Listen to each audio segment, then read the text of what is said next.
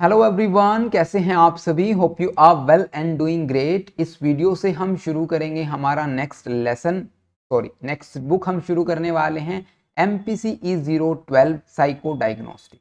Book का नाम क्या है? Psycho diagnostic. अभी जो स्टूडेंट्स रेगुलर वीडियोस देख रहे हैं उनको एक डाउट होगा। क्या डाउट होगा? कि हमने अभी MPC E011 या 11 के साइकोपैथोलॉजी के सिर्फ 7 चैप्टर ही कंप्लीट किए हैं। ऐसा क्यों? हमने बाकी के चैप्टर्स क्यों स्किप कर दिए? ऐसा डाउट होगा आप लोगों के मन में, जो स्टूडेंट्स रेगुलर वीडियो देख रहे हैं। जो रेगुलर नहीं देख रहे हैं, जिन्होंने MPC 011 नहीं देखी है, उनको कोई फर्क पड़ने वाला है नहीं, वो यहीं से शुरू करें, ठीक है।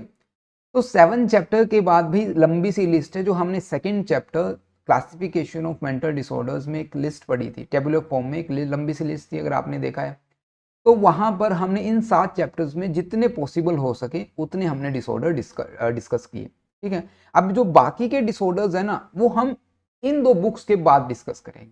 इसके पीछे रीजन है, जब हम डिसऑर्डर्स पढ़ते हैं हमें पहले उनके सिम्टम्स का पता लग जाता है, ठीक है, कि हाँ भाई ये सिम्टम्स होंगे, ठीक है। उनमें से काफी सारे सिम्टम्स आपको खुद ऐसा लगता महसूस होता है कि यार ये सिम्टम तो मेरे में भी है ना। मैं काफी पिछले 4 दिनों से काफी निराश हूँ या अपसेट हूँ, या मुझे थोड़ा सैडनेस फील हो रही है। ऐसे कई सारे डिसऑर्डर्स है, लगभग हर डिसऑर्डर में आपको कोई ना कोई एक सिम्टम ऐसा देखने को मिलेगा जो आपसे रिलेट करता होगा, ठीक है। अब वो हो जाती है सिम्टम्स। प्रीवलेंस की बात करते हैं, कितना डिस्ट्रीब्यूटेड है वो डिसऑर्डर, या फिर हम एटियोलॉजी की बात करते हैं, what are the root cause of that particular disorder, या हम ट्रीटमेंट की बात करते हैं। इन सभी डिसऑर्डर्स में 20 चैप्टर अराउंड और 25-30 के अराउंड वहां पर डिसऑर्डर्स होंगे, वो सभी हम डिस्कस कर रहे हैं। ये सभी हमारे पैटर्न थे MPC 011 में। तो हमने 7 चैप्टर तक डिसऑर्डर किए। हमें ये पता चल गया कि जब हम डिसऑर्डर्स को डिस्कस करते हैं, मेंटल डिसऑर्डर, मेंटल इलनेस को डिस्कस करते हैं, तो हमें ये टॉपिक स्टडी करने हैं, ठीक है। इतना हमें पता चल जाता है 7 चैप्टर तक, ठीक है। अब उसके बाद का जो रीजन है ना, ये बुक क्यों शुरू हो रही है, यहाँ पर हम डायग्नोसिस सीखेंगे, कैसे उनको एसेस करना है, क्या ट्रीटमेंट प्रोवाइड करना है। जैसे ही हम इनको ये पता चल जाता है कि असेसमेंट कैसे होगी, डायग्नोसिस कैसे करना होगा, या फिर ट्रीटमेंट क्या प्रोवाइड कराएंगे, कैसा एनवायरमेंटल वहाँ पर होना चाहिए एनवायरमेंट, या कौन से एथिकल इश्यूज हमें फॉलो करने होंगे, ठीक है, या कौन से एथिकल इश्यूज हो जाते हैं, कौन से एथिक्स हमें फॉलो करने होंगे, ऐसा बोलना चाहिए ना। तो ये सभी समझेंगे इन 7 चैप्टर्स के बाद, और इन सभी को समझने के बाद हम इन सभी चीज़ों को रिलेट करने की कोशिश करेंगे बाकी के डिसऑर्डर, जैसे कि बिंज ईटिंग या ईटिंग डिसऑर्डर से जो भी रिलेटेड होगा, ठीक है, या अदर डिसऑर्डर्स। मैंने सिर्फ एग्जांपल दिया बिंज ईटिंग एक पर्टिकुलर डिसऑर्डर का, ठीक है। तो अब शुरू करते हैं हमारा फर्स्ट लेसन। काफी सिंपल लेसन होने वाला है। MPC 012 है, बुक का नाम साइको डायग्नोस्टिक है, लेसन का नाम introduction to psycho diagnostic, definition, concept and description. बिल्कुल सिंपल चैप्टर होने वाला है, छोटी सी वीडियो होगी, जल्दी जल्दी कवर करने की कोशिश करेंगे। कोशिश करूंगा कि मैं इन चीज़ों को आसान आपके लिए बना पाऊँ। लैंग्वेज काफ़ी इजी है, अगर किसी को प्रॉब्लम है भाई इंग्लिश में ही बोलना है तो आप इंग्लिश एक बार पढ़ के देखिएगा, ठीक है, तो आप उसको ईजिली समझ पाएंगे। तो शुरू करते हैं साइको डायग्नोस्टिक से। अब साइको डायग्नोस्टिक को शुरू करने से पहले इस पिक्चर को ध्यान से देखिए। आप क्या कहती है ये पिक्चर? ये कौन है भाई? ये भाई साहब, ये जो भी है, ये क्लाइंट है, ठीक है, हमारे। हम इसको क्लाइंट बोलेंगे या आप पेशेंट बोल सकते हैं, ठीक है। और ये कौन है भाई? ये काउंसलर है, ये आप हो। इन फ्यूचर आप ऐसे देखिए कि आपके पास एक कार्डबोर्ड होगा, या फिर हम कहें कि उसके पास आपके पास एक टेस्ट होगा और आप ऐसे असेसमेंट करते नजर आएंगे, ठीक है। यहाँ पर एक पानी का गिलास रखा हुआ है, स्पेक्स है। अब ये हो सकता है काउंसलर के, हो सकता है क्लाइंट के। अब कहने का मतलब ये है, यहाँ पर प्रोसीजर शुरू हो जाता है, हमें कैसे शुरू करना हो। चलिए शुरू करते हैं साइको डायग्नोस्टिक से। इसके मीनिंग से क्या होता है, क्या मीनिंग है भाई साइको डायग्नोस्टिक। अब साइको डायग्नोस्टिक को समझने के लिए ना आप डायग्नोसिस को देखिए। आप लोगों ने सिम्टम्स में बार बार सुना होगा कि DSM-4 की हेल्प से हम इसको डायग्नोज करेंगे, डायग्नोसिस होगा, ठीक है। इस तरह की टर्म आपको डिसऑर्डर्स में 100 ऑफ टाइम्स आपको देखने को सुनने को मिली होगी। सो डायग्नोसिस का मीनिंग क्या है? You are trying to find out the cause and nature of certain disorder या certain phenomena, you can say that. तो सिंपली डायग्नोसिस का मीनिंग क्या है कि आप कोशिश कर रहे हैं कि GAD है, बिंज ईटिंग है, या ईटिंग डिसऑर्डर है, कोई भी डिसऑर्डर है इंडिविजुअल पर्सन को, तो आप उसको जानने की कोशिश कर रहे हैं क्या कारण है, क्या नेचर है उस डिसऑर्डर का, इस तरह का डिसऑर्डर है, ये हम डायग्नोसिस में करते हैं। लेकिन psycho diagnostic is a broad term, ठीक है। ब्रॉड टर्म मीन्स यहां पर सिर्फ हमें डायग्नोसिस ही नहीं करना, बल्कि साइको डायग्नोस्टिक एक ऐसा फील्ड है साइकोलॉजी का जहां पर हम असेसमेंट करते हैं। असेसमेंट समझते हैं? इन सिंपल टर्म में अगर कहना चाहूं तो आप इंफॉर्मेशन गेन कर रहे हैं, इंफॉर्मेशन कलेक्ट कर रहे हैं, इंफॉर्मेशन गैदर कर रहे हैं about an individual who is suffered from any kind of disorder. समझ पा रहे हैं? किसी भी एक इंडिविजुअल को कोई डिसऑर्डर है, मान लीजिए GAD है आरव को, ठीक है। अब आरव को GAD है तो आप असेसमेंट करेंगे कि इसको GAD है, ठीक है। इसके बिहेवियर में बिहेवियरल असेसमेंट होगी, उसका बिहेवियर का पैटर्न क्या है, ये हम सारी की सारी इंफॉर्मेशन वहां से कलेक्ट करेंगे। अभी हम डिस्कस भी करने वाले हैं असेसमेंट को। तो असेसमेंट होगी, इवेल्युएट होगा, क्या हमें करना होगा, इवेल्युएशन होगी, वहां पर डायग्नोसिस होगी, क्या कारण है, किस तरह का डिसऑर्डर है उसे। तो डायग्नोसिस, साइको डायग्नोस्टिक आप समझ पा रहे हैं, यहाँ पर ब्रॉड टर्म है as comparison to diagnosis, simple diagnosis. तो is a field of psychology जहां पर हम मेंटल डिसऑर्डर, साइकोलॉजिकल कैरेक्टरिस्टिक्स को असेस करते हैं, इवेल्युएट करते हैं, डायग्नोज करते हैं। तो साइको डायग्नोस्टिक उसको कहें। समझ पा रहे हैं? यहाँ पर आप कह सकते हैं कि it concern the use of test, क्योंकि आप नंबर ऑफ टेस्ट का यहाँ पर यूज करते हैं in the evaluation of personality को इवेल्युएट करने के लिए, या हम कहें determination of factors underlying human behaviour. अब GAD वाला क्या बिहेवियर शो करेगा? Excessive worry about anything, future, past, present, her time में जो वो एक्सेसिव वरी शो करेगा, हर लाइफ के हर एक एस्पेक्ट में उसको चिंता ही चिंता नजर आएगी, इस तरह का बिहेवियर शो करेगा। तो साइको डायग्नोस्टिक हमारी हेल्प करती है उसकी पर्सनैलिटी को इवेल्युएट करने के लिए, उन फैक्टर्स को डिटरमाइन करने के लिए जिनकी वजह से एक इंडिविजुअल उस तरह का बिहेवियर शो कर रहा है जिसे आप बदलना चाहते हैं, या जो उसकी लाइफ को अफेक्ट कर रहा है, ठीक है। तो आप क्या कह सकते हैं, यहाँ पर हम क्या क्या करेंगे? Gathering information through interviews. अब ये टेक्निक्स बताई जा रही हैं आपको, observation, standardise assessment to evaluate symptom, behaviour, thought, feeling, सब कुछ आपको एसेस करना होगा वहां पर। ये सिंपल मीनिंग था साइको डायग्नोस्टिक का। होप यू अंडरस्टैंड कि साइको डायग्नोस्टिक किसे कहेंगे। एक साइकोलॉजी का एक ऐसा फील्ड जहां पर हम असेसमेंट से लेकर इवेल्युएशन, असेसमेंट, डायग्नोज करते हैं, इन सभी को मिलाकर ये जो फील्ड बना है साइको डायग्नोस्टिक, ठीक है। अब हम इसको डिस्कस करने वाले हैं। अब यहाँ पर आपकी बुक से ही एक डेफिनेशन है कोचिन एंड शुल्डबर्ग के 1981, साइको डायग्नोसिस को कैसे डिफाइन करेंगे। नंबर ऑफ प्रोसीजर हम यहाँ पर यूज करेंगे, वेरियस साइकोलॉजिकल फंक्शंस को टैप करने की कोशिश करेंगे, कॉन्शियस और अनकॉन्शियस लेवल पर प्रोजेक्टिव कुछ टेक्निक्स यहाँ पर बताई गई हैं, और फिर इंडिविजुअल के बिहेवियर को डिफाइन करेंगे। ऐसा इन्होंने डेफिनेशन दिया, आप ये भी याद कर सकते हैं, और ये भी बिल्कुल ईजी है, याद कर सकते हैं या समझ सकते हैं। कॉन्सेप्ट आपको समझ आ गया होगा होपफुली, ठीक है।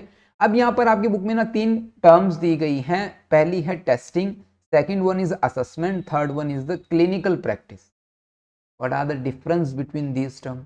क्या डिफरेंस, ये आपको समझना होगा आगे बढ़ने से पहले, ठीक है। तो टेस्टिंग, आप लोगों ने देखा होगा कि हम स्कूल टाइम में कौन से टेस्ट दिया करते थे? यूटी बोलते हैं, या वीकली बेसिस आप बोल लीजिए, या फिर हम कहीं मंथली बेसिस आप बोल लीजिए, जैसा भी आपके स्कूल में सिस्टम रहा हो। तो क्या होता है कि वहां पर हम करते हैं भाई unit test, weekly test, monthly test. क्या एसेस करने के लिए करते हैं कि जितना एक टीचर ने इंफॉर्मेशन बच्चों को दी है, जितना भी उनको सिखाने की कोशिश की है, वो बच्चा कितना गेन कर पाया है, कितना उस नॉलेज को एक्वायर कर पाया है, कितना उसने नॉलेज कलेक्ट की है, अंडरस्टैंड की है, कॉन्सेप्ट बिल्ड किए हैं, ये सभी एसेस करने के लिए हम टेस्ट लेते हैं क्लास में एज अ टीचर, है ना। आपके भी हुए होंगे, हमारे भी हुए थे। तो वही काम यहाँ पर टेस्ट का है। टेस्ट क्या है? आप इसको एक टूल की तरह कंसीडर कर सकते हैं। Psychological test are the standardised instrument design to measure specific aspect of mental functioning. यहाँ पर थोड़ा सा मीनिंग अलग होगा। वहां पर हम क्या करते हैं कि हम अपनी क्लास परफॉर्मेंस को मेजर करने के लिए, बच्चे ने कितनी क्लास अटेंड की है, तो उसने कितना ध्यान से उन कॉन्सेप्ट को समझा, कितना रिवीजन किया, वो सभी है जो टेस्ट के रिजल्ट से पता चल जाता है। तो यहाँ पर भी ऐसा ही है। स्कूल में ऐसा होता है ना कि भाई आपको 50 मार्क्स में से 17 मार्क्स कंपल्सरी, अगर आपने 17 लिए तो आप पास हो जाएंगे, है ना। तो ये भी स्टैंडर्डाइज्ड है, हम कह सकते हैं एक टाइप ऑफ स्टैंडर्डाइज्ड टेस्ट है ना। तो यहाँ पर हम क्या कहेंगे, एक स्टैंडर्डाइज इंस्ट्रूमेंट जो कि specific aspect of mental functioning को मेजर करने के लिए यूज किए जाते हैं, उनको टेस्ट बोल दिया जाता है, ठीक है। अब ये personality test, in order to measure personality, है ना, in order to assess about information about personality. Intelligence test, achievement test, symptom specific test, जैसे कि किसी को एंजाइटी है, डिप्रेशन है, तो हम उनको टेस्ट देंगे, उससे हमें पता चलेगा उनको किस लेवल की एंजाइटी है, किस लेवल का डिप्रेशन से वो सफर कर रहे हैं। समझ पा रहे हैं। नेक्स्ट आता है स्ट्रेंथ। अब हमें ये हेल्प करता है स्क्रीनिंग पर्पस में, identifying potential areas of concern. कि मान लीजिए फॉर एग्जाम्पल आपने क्लास में टेस्ट रखा, ठीक है, आप लोगों ने हिंदी इंग्लिश मैथ इकट्ठा एक टेस्ट कंबाइंड टेस्ट रखा जिसमें 10 क्वेश्चंस आपके हिंदी के, 10 क्वेश्चन इंग्लिश के, 10 क्वेश्चन मैथ्स के। तो आपने देखा कि एक स्टूडेंट ने हिंदी में अच्छा परफॉर्म किया, एक स्टूडेंट ने इंग्लिश में अच्छा परफॉर्म किया, एक स्टूडेंट ने मैथ में अच्छा परफॉर्म किया। तो आप यहाँ से ये एसेस कर सकते हैं कि भाई हिंदी में अच्छा परफॉर्म करने वाले के लिए हिंदी बेटर है, ठीक है, वो कर सकता है, उसमें उसमें उसको कम एफर्ट लगेगा। लेकिन जो ध्यान देने वाली बात है वो मैथ्स और इंग्लिश में है। हो सकता है कुछ स्टूडेंट ऐसा हो जिसने मैथ में वीक परफॉर्मेंस किया हो, है ना, अच्छी परफॉर्मेंस ना दिखाई हो वहां पर, तो हम उसके लिए मैथ्स में ज़्यादा फोकस करें। तो स्ट्रेंथ और हमें वीकनेसेस दोनों में हेल्प करता है टेस्ट। लिमिटेशन क्या है भाई, टेस्ट है ना वो डिपेंड करता है क्लाइंट की फटीग पर, कल्चरल बैकग्राउंड पर, टेस्ट टेकिंग एंजाइटी पर। अगर एंजाइटी ज़्यादा होगी तो ऑब्वियस है कि हमारा टेस्ट बेकार जाएगा, है ना। अगर हम कल्चरल बैकग्राउंड की बात करें तो कुछ इंटेलिजेंस टेस्ट, कुछ अचीवमेंट टेस्ट, कुछ पर्सनैलिटी टेस्ट वो कल्चर बाइज्ड होते हैं, ठीक है, किसी एक पर्टिकुलर कल्चर पे डिपेंड करते हैं कि हम फटीग काफ़ी थके हुए हैं भाई, दिन अपनी जो डेली रूटीन से काफ़ी परेशान हैं वो लोग, और तब आपने टेस्ट के लिए या मीटिंग रख ली जो भी आप कर रहे हैं, तो उसके लिए उस दौरान है जो टेस्ट के रिजल्ट्स काफ़ी इफेक्ट होंगे, ठीक है। तो टेस्टिंग आपको समझ आ जाता है। अब बात आती है असेसमेंट की। अब टेस्टिंग तो हो गई एक स्पेसिफिक पर्सनैलिटी, इंटेलिजेंस, कोग्निशंस को मेजर करने की। असेसमेंट क्या करती है, ये सिर्फ एक टेस्ट नहीं है, ये उससे भी बड़ी टर्म है। ये जैसे कि psycho diagnostic is a broad term than simple diagnosis, ऐसे ही यहाँ पर है जो assessment is the broader term than a test, है ना। तो असेसमेंट क्या है, comprehensive process of gathering information. Assessment में सब कुछ आ जाता है भाई, सब कुछ मीन्स आपकी medical history, physical history, emotional, thought process, feelings, environment, society, family, colleagues, school background, जितना भी आप बोल सकते हैं अपने बारे में, वो सब कुछ असेसमेंट में आ जाएगा। About an individuals mental health, it goes beyond testing and incorporate. समझ पा रहे हैं। यहाँ पर आप क्लिनिकल इंटरव्यूज रख सकते हैं। क्लिनिकल इंटरव्यूज क्या होंगे, जहां पर एक मेंटल हेल्थ प्रोफेशनल आपसे आपका इंटरव्यू लेने की कोशिश करेगा। इंटरव्यू मैंने ब्रेकिंग वर्ड्स में क्यों बोला, क्योंकि इंटर मीन्स आपके अंदर का जो व्यू, आप अपने बारे में क्या समझते हैं, क्या अंडरस्टैंडिंग है आपको, समझ पा रहे, सेल्फ कॉन्सेप्ट, आइडियल कॉन्सेप्ट, ये सभी हमें जो यहाँ पर जानने की कोशिश करें। आपकी थॉट, फीलिंग्स, बिहेवियर, ये सभी क्लिनिकल इंटरव्यू। बैकग्राउंड इंफॉर्मेशन में आपका medical report, school report, relevant past evaluations, ये सभी।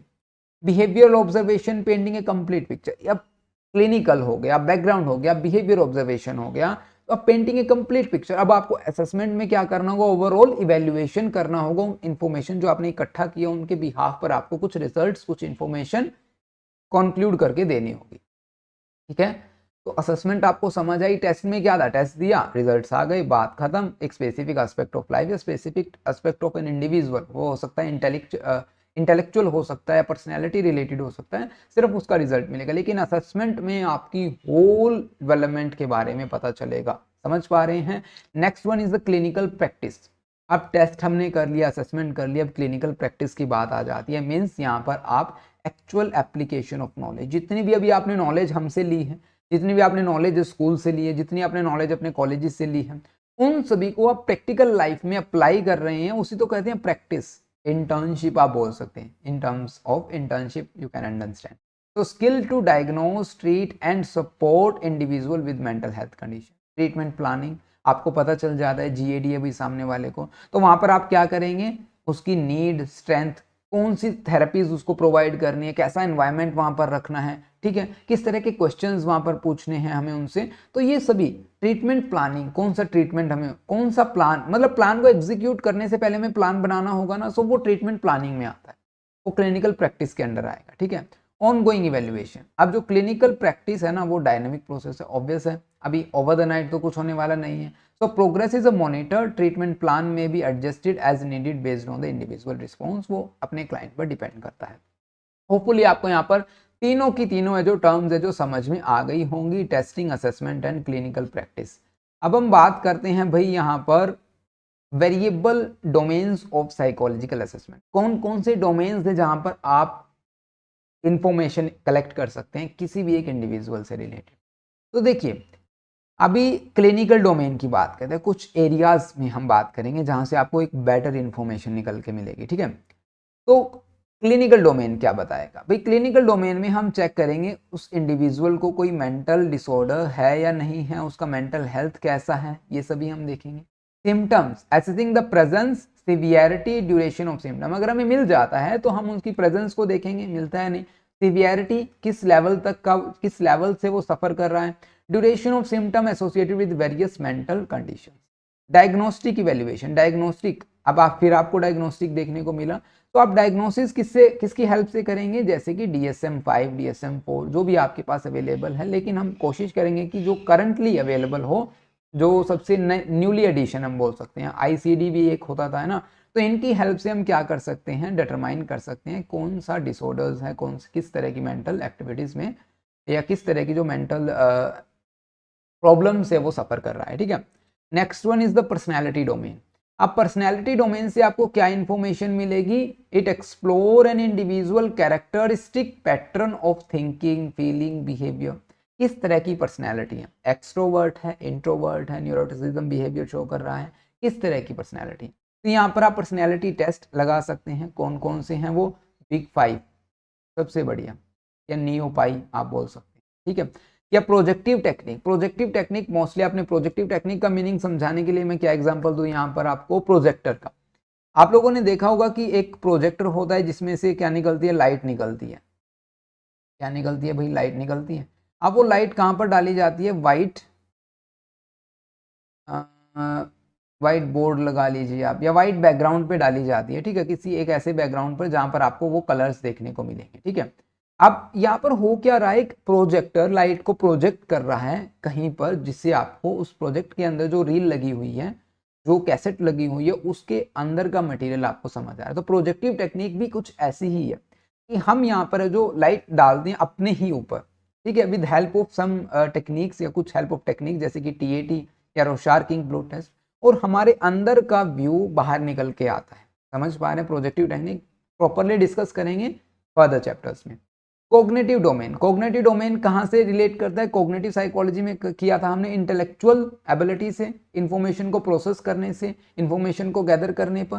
तो various aspect of intellectual functioning, जहां पर आप इंटेलिजेंस, न्यूरोफिजियोलॉजिकल असेसमेंट को ऐड कर सकते हैं। इमोशनल डोमेन क्या करेगा भाई? हमारे इमोशनल स्टेट, रेगुलेशनल एबिलिटी को एक्सप्लोर करने की कोशिश करेंगे, ठीक है। यहाँ पर सेल्फ रिपोर्ट इन्वेंट्रीज हो सकती है। अब सेल्फ रिपोर्ट इन्वेंट्रीज यहाँ पर आप कैसे, इसको मैं समझाने की कोशिश करूँ, जैसे कि कोई आपको क्वेश्चनायर प्रोवाइड कर दे, ठीक है। यहाँ पर कि एग्जाम्पल में हम लेंगे कि मैं पसंद करता हूँ, आई लाइक डैश, आपने कर दिया, तो आप उसको फिल करना। तो आप अपने बारे में कैसा सोच पा रहे हैं, I don't like in that condition, इस कंडीशन में, तो आपको वो कंडीशन लिखनी होगी। इस तरह की क्वेश्चन आए जो आपके मूड को, एंजाइटी को, स्ट्रेस लेवल को क्या करे, मेजर करे, ठीक है। क्लिनिकल इंटरव्यू यहाँ पर हो सकता है, ठीक है। तो इमोशनल डोमेन में हमारा जो मेन मोटिव होता है, हमारे इमोशंस को, इमोशनल स्टेट को आइडेंटिफाई करना, रेगुलेट करना, ये सभी हम यहाँ से इंफॉर्मेशन निकालेंगे। Behavioural domain, behavioural domain, how they impact daily life, observable behaviour. हमारे जो बिहेवियर है, कई बार आप लोगों ने पढ़ा था कॉग्निटिव साइकोलॉजी में क्या होता है कि हमारे जो कॉग्निटिव प्रोसेसेस हैं या कॉग्निशन है या इंफॉर्मेशन जो प्रोसेस होती है हमारे ब्रेन में, वो हमारे बिहेवियर को अफेक्ट करती है, ठीक है। सो बिहेवियरल डोमेन में हम अपने बिहेवियर को ऑब्जर्व कर सकते हैं, और वो हमारे बिहेवियर हमारी लाइफ को कैसे अफेक्ट करते हैं वो हम वहाँ से देख सकते हैं। तो बिहेवियर रेटिंग स्केल यहाँ पर हो सकता है, बिहेवियर ऑब्जर्वेशन यहाँ पर हम यूज कर सकते हैं। Specific domain, specific domain means जो आपकी स्पेसिफिक डोमेन नहीं, सोशल डोमेन, ठीक है। सोशल डोमेन में क्या होगा कि आप सोशल स्किल्स को, सोशल फंक्शनिंग को एक प्रॉपर एनवायरनमेंट में हम उनको एक्सप्लोर करेंगे। Social psychology, advance social psychology MPC 004 में हमने ये सब पढ़ चुके हैं ऑलरेडी। तो आपको यहाँ से पता चल जाएगा कि हाँ, हम एक सोशल कंटेक्स्ट में कैसे बिहेव करते हैं, कैसे हमारा बिहेवियर दूसरों की प्रेजेंस में, वो एक्चुअल प्रेजेंस हो सकती है, इमेजिन प्रेजेंस हो सकती है, उनमें कैसे हमारा बिहेवियर इफेक्ट होता है, तो वो सोशल डोमेन से हमें पता चलता है, ठीक है। तो वहाँ पर हमारी हेल्प करते हैं इंटरव्यू और सोशल हिस्ट्री, हम किसी एक पर्सन की सोशल हिस्ट्री निकाल सकते हैं। अब हम बात करते हैं, ये तो थे वो डोमेन जहाँ पर आपको इन्फॉर्मेशन मिलेगी एक स्पेसिफिक या इंडिविजुअल पर्सन से रिलेटेड, ठीक है। अब हम बात करते हैं data source for psychological assessment. कौन कौन से डाटा सोर्सेज है जहाँ से आप असेसमेंट के लिए डाटा निकालेंगे। अब वो डोमेन्स थे जहाँ से आपको इन्फॉर्मेशन मिलेगी। अब देखिए बायोग्राफिकल डाटा हमारा पहला सोर्स रहेगा। आपने ऑटोबायोग्राफी पढ़ी होगी कभी ना कभी किसी की, अगर नहीं पढ़ी है तो सुना जरूर होगा कि ऑटोबायोग्राफी है ये अमिताभ बच्चन जी की या अक्षय कुमार की, जैसे भी हो गई। अब मुझे नहीं पता इन्होंने लिखी है नहीं लिखी, लेकिन आप लोगों ने ऐसे नाम सुने हों, ठीक है। अब सो बायोग्राफी को आप समझिए, आप क्या कर रहे हैं यहाँ पर, एक इंडिविजुअल एक पर्सन की लाइफ से रिलेटेड उसकी history, education, profession, medical record, criminal record, age, type, year, या उनकी प्रोफेशनल या वोकेशनल एजुकेशन, ठीक है, marital status, current employment and position held in the past, leisure activity, past illness, hospitalisation. देख पा रहे हैं, बायोग्राफी मीन्स जहां पर आपकी जीवन की जब शुरुआत हुई उस दौरान से अंत तक, जब आपकी बायोग्राफी लिखना शुरू हुई तब तक सारे के सारे एक्सपीरियंसेस वो हमारा इंफॉर्मेशन का सोर्स बनेगा। समझ पा रहे हैं। बिहेवियर ट्रेस, अब डिफरेंस देखना आप यहाँ पर, बिहेवियर ट्रेस है एक टर्म और एक टर्म है हमारे पास बिहेवियर ऑब्जर्वेशन। बिहेवियर ट्रेस का मीनिंग क्या है कि आप इस फोन या इस फोन कॉल को ट्रेस कीजिए। ट्रेस का मीनिंग हम क्या करते हैं, जनरली हम कहते हैं कि यार उस गाड़ी को ट्रेस करो, ठीक है, मीन्स हम उसका पीछा कर रहे हैं। तो पीछा मीन्स यहाँ पर जो बिहेवियर्स हैं, जो हमारे पास्ट बिहेवियर है उनके बारे में हमें क्या करना होगा, एविडेंस कलेक्ट करने। Analysing indirect evidence of behaviour such as record of past behaviour interaction. जैसे कि मान लीजिए स्कूल में हम किसी का बिहेवियर देखना चाहते हैं स्टूडेंट का, तो हम देखेंगे उसकी अटेंडेंस कैसी है, यूनिट टेस्ट में मार्क्स कैसे हैं, रिपोर्ट कार्ड्स कैसे हैं, ठीक है, या फिर उसकी क्लास में एक्टिविटी कैसी है डेली बेसिस पर, ये सभी उन्होंने पिछली क्लासेस में कितना परफॉर्म किया, ये सभी हम देखते हैं। बिहेवियर ऑब्जर्वेशन क्या कहता है, you are observing someone in your current state, है ना। हम करंट स्टेट में क्या कर रहे हैं, ऑब्जर्व कर रहे हैं ईच एंड एवरी असेसमेंट। हालांकि आपको ये जो बिहेवियर ऑब्जर्वेशन है आपको लगभग हर असेसमेंट में देखने को मिलेगा। डायरेक्ट ऑब्जर्वेशन क्लासेस में हो सकती है, क्लास डिस्कशन के दौरान हो सकता है, आप कोई टॉपिक दे दे बच्चों को और आप वो डिस्कस कर रहे हैं, आप उनको ऑब्जर्व कर रहे हैं कौन कैसा किस टाइम रेट से रिस्पॉन्स कर रहा है, कैसा उसका फेशियल एक्सप्रेशन है, बॉडी लैंग्वेज कैसी, ये सभी चीज़ें बिहेवियर ऑब्जर्वेशन में करंट टाइम में जब आप बिहेवियर को ऑब्जर्व कर रहे हैं। Behaviour rating, behaviour rating means आप उस पर्सन से ही पूछ रहे हैं उसके बारे में। आप वहां पर एक टेस्ट की हेल्प ले सकते हैं कि आप कैसा फील करते हैं जब आप कुछ अच्छा महसूस करते हैं, या आप कैसा फील करते हैं जब आपके एनवायरनमेंट में ये पर्सन होता है। इस तरह के क्वेश्चनाइज होते हैं, उनको हम प्रॉपरली डिस्कस करेंगे। तो बिहेवियर रेटिंग में हम क्या करते हैं, बिहेवियर ऑफ अनदर पर्सन या उस खुद पर्सन को उनके characteristics, judgemental skills, checklist item की हेल्प से क्या कर सकते हैं, उनके बारे में इंफॉर्मेशन एसेस कर सकते हैं। एक्सप्रेसिव बिहेवियर की बात करें तो कैसे कोई बिहेव कर रहा है, फॉर एग्जाम्पल आपने ग्रुप डिस्कशन किया है ना, तो एक्सप्रेसिव बिहेवियर मीन्स वो कैसे बात करते हैं, उनकी बॉडी लैंग्वेज कैसी है, तुम चुप हो जाओ अभी, तुम्हें अभी बोलने का कोई अधिकार नहीं है, इस तरह की बातें होंगी। डिबेट्स में ऐसा होता है। तो behaviour, expressive behaviour means variation in which a person may look, move, talk, express her is current state of emotion, feeling और मोटिव। ये सभी यहाँ पर हर एक चीज, वो green looking face, trembling, getting a red face, sweating on the forehead, walking and hesitant way, speaking loudly और with an anxious soft voice, ये सभी मतलब यार हर एक पॉइंट ऑफ व्यू को। अभी आपने देखा होगा कि यहाँ पर कुछ स्पेलिंग मिस्टेक हुई या प्रोनाउंसिएशन मिस्टेक हुई, तो मीन्स यहाँ पर अगर आपने ऑब्जर्व किया होगा तो वो एक्सप्रेसिव बिहेवियर में कंसीडर किया जाएगा कि आप यहाँ से इंफॉर्मेशन कलेक्ट कर रहे हैं कि ये पर्सन इस तरह से मिस्टेक कर रहा है, ये पर्सन को एजिटेट हो रहा है यहाँ पर पढ़ के बोलने में, है ना। तो ये बिल्कुल लाइव एग्जांपल मैंने अभी आपको देने की कोशिश की, होपफुली आप समझ गए होंगे ना। प्रोजेक्टिव टेक्निक्स, जैसा कि मैंने बताया, प्रोजेक्टिव टेक्निक्स में क्या होता है कि एक आप उस स्टिमुलस को समझ नहीं पाएंगे, लेकिन आपको बिल्कुल बताया जाता है कि आप इसके बारे में बताएं। फॉर एग्जाम्पल जो इंक ब्लो टेस्ट होते हैं ना, उनमें कुछ ऐसी इंक फैलाई होती है, भाई कार्ड्स के ऊपर ऐसी इंक होती है, मान लो ये शेप बना दी, आपसे पूछा जाएगा कि ये शेप आपको कैसी लगती है। इन जो शेप्स को बोल दिया जाता है एम्बिगिशियस पिक्चर्स या एम्बिगिशियस शेप, या हम कहीं इनको एम्बिगिशियस स्टिमुलस बोल सकते हैं, ठीक है, जो बिल्कुल क्लियर कट आपको इन्फॉर्मेशन नहीं देने वाली। तो इनको आपको रिस्पॉन्स करना होगा कि आपको क्या लगता है, जैसे कि आप लोगों ने देखा होगा कई बार हम कहाँ पर देखते हैं, क्लाउड्स की ओर देखते हैं, बादलों की ओर देखते हैं आसमान में। आप कहेंगे देखो तुम्हें इसकी शेप वैसी नहीं लग रही जैसे कि कोई गुड़िया बनी हुई है ना, या कोई कार है या कोई बस है, हम इस तरह की बात करते हैं। तो वो क्लियर कट नहीं होता, लेकिन हम क्या करते हैं, सामने वाले की फीलिंग्स को बाहर निकालने की कोशिश करते हैं। तुम उसके बारे में क्या सोचते हो, वो प्रोजेक्टिव टेक्निक्स है। यहाँ पे हमें सामने वाले के थॉट, फीलिंग, पर्सनैलिटी, कैरेक्टरिस्टिक सबके बारे में इंफॉर्मेशन मिलना शुरू हो जाती है। क्वेश्चनायर्स वो स्पेसिफिक किसी भी एस्पेक्ट से रिलेटेड हो सकते हैं, एटीट्यूड से रिलेट हो सकते हैं, बिलीव्स, बिहेवियर किसी से भी रिलेट हो सकते हैं, ठीक है। ऑब्जेक्टिव टेस्ट यहाँ पर क्या होगा, standardised test with clear scoring criteria that measure specific psychological constructs, for example intelligence test, जैसे कि वैश, ठीक है, Wechsler intelligence scale for children हो जाता है एक, वैश इंटेलिजेंट अडल्ट के लिए भी होता है, ठीक है, या स्टैनफोर्ड बिनेट इंटेलिजेंस टेस्ट हम यूज कर सकते हैं। साइकोफिजियोलॉजिकल डाटा मीन्स आप फिजिकल लेवल पर है जो इन्फॉर्मेशन कलेक्ट करें, जैसे कि हार्ट रेट।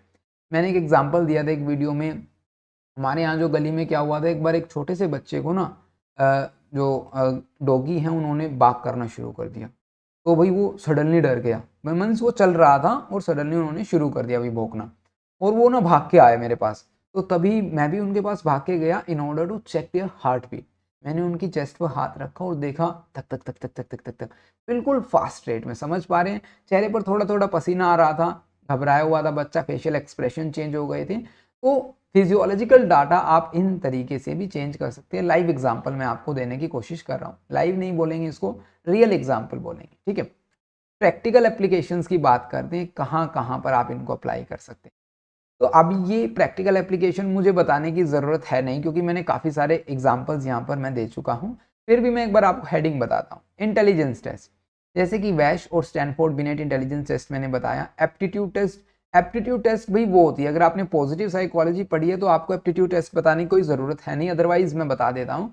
एप्टीट्यूड टेस्ट क्या करता है, आपकी स्पेसिफिक स्किल्स, आपकी एबिलिटी, एक पर्टिकुलर टास्क और एक प्रोफेशन से रिलेटेड। आपने देखा होगा कि एसएससी सीजीएल में एप्टीट्यूड टेस्ट होते हैं, या हम कहें एचएसएससी में, हरियाणा स्टाफ सिलेक्शन कमीशन में ऐसा वो एप्टीट्यूड टेस्ट होता है, पंजाब में अलग होगा, बिहार में, मध्य प्रदेश, इस तरह महाराष्ट्र, इन सभी पर अलग अलग एप्टीट्यूड टेस्ट होते हैं अकॉर्डिंग टू जॉब प्रोफाइल, ठीक है। मीन्स वहां पर उसकी जॉब डिस्क्रिप्शन के अकॉर्डिंग, जो प्रोफाइल से जो जॉब रोल है उनका, उनके बिहाफ पर एप्टीट्यूड टेस्ट बनाए जाते हैं। उसके हिसाब से हमें जो उनके स्किल्स को मेजर करते हैं, उनकी एबिलिटीज को क्या करते हैं, आइडेंटिफाई करने की कोशिश करते हैं। Psychological assessment in clinical context, अब क्लिनिकल कंटेक्स्ट में आप क्या कर सकते हैं, interviews, self report, measure, observation में डायरेक्ट ऑब्जर्वेशन आप डाल सकते हैं, समझ पा रहे हैं।